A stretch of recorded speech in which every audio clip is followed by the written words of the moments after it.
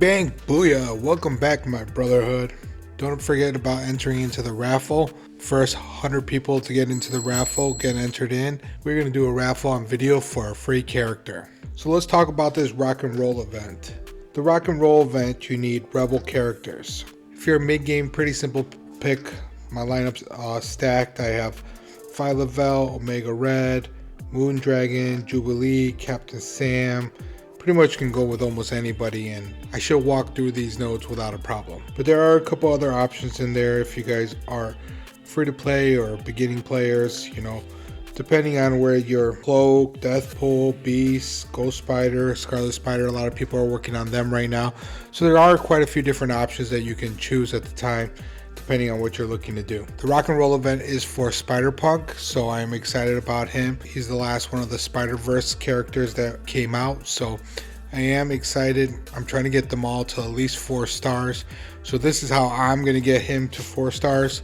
Everybody, you can do it your way. I'm just the way that works for me. So let's take a look at the event. So pretty much the event has quite a few nodes. You jump in them. First node you're going to go into, it looks like you can only use Scarlet Spider, Spider-Punk, and Ghost Spider. I'm not going to go over each node individually.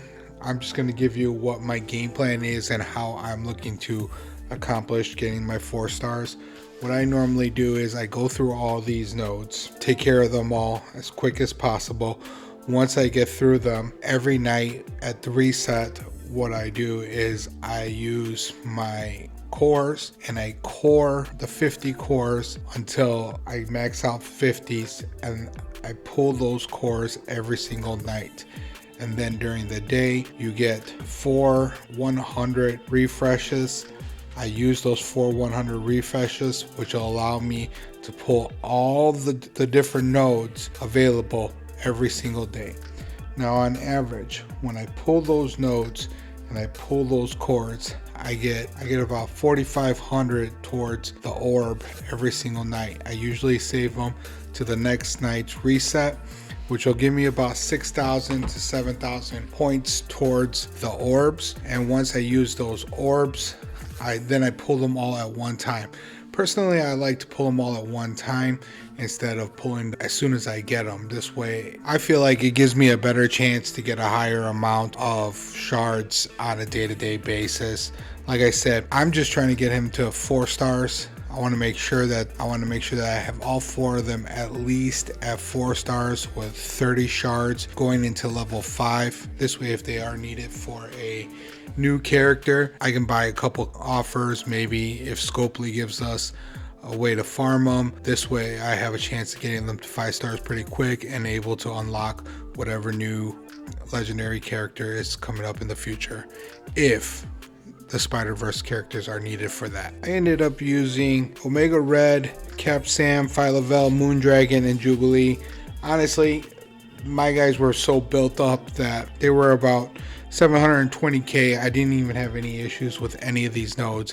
I pretty much walked through every single node. So to be honest with you, I really didn't even try. So for the most part, you just want to make sure you get through the nodes as quick as possible, so this way that during the reset in the evening you can hit the refreshes, the 50 core refreshes on each one. The Spider-Punk story that they have with the event is pretty awesome. If you guys actually read the stories, pretty funny. I kind of like them. This one's not going to be a long video, guys. I just wanted to make sure that you guys knew how I was doing the event.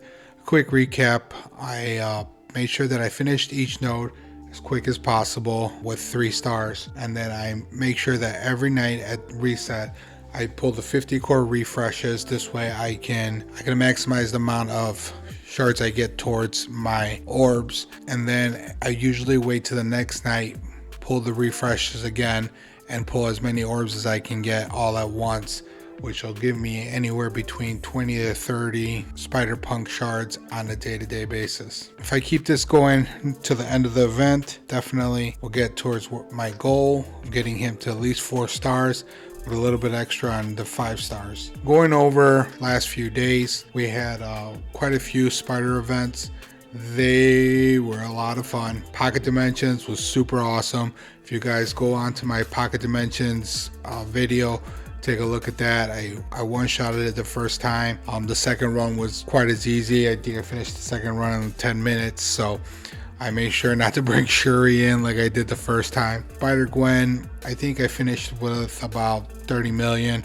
I haven't got my rewards yet. I'm looking forward to getting her a little bit higher and see. After I build the Ravagers, I'm going to start working on the Web Warriors, looking to using them in Dark Dimension 2. I know I said it before, I love my Sims, but I definitely want to see what they can do in Dark Dimension 2. I hear that around 550k they're pretty usable, so very interested in checking. And that's about it for this video. If you guys have any questions or any comments, please leave below. If you like the content, make sure you smash the like and subscribe button and hit the notification bell. Jugs out.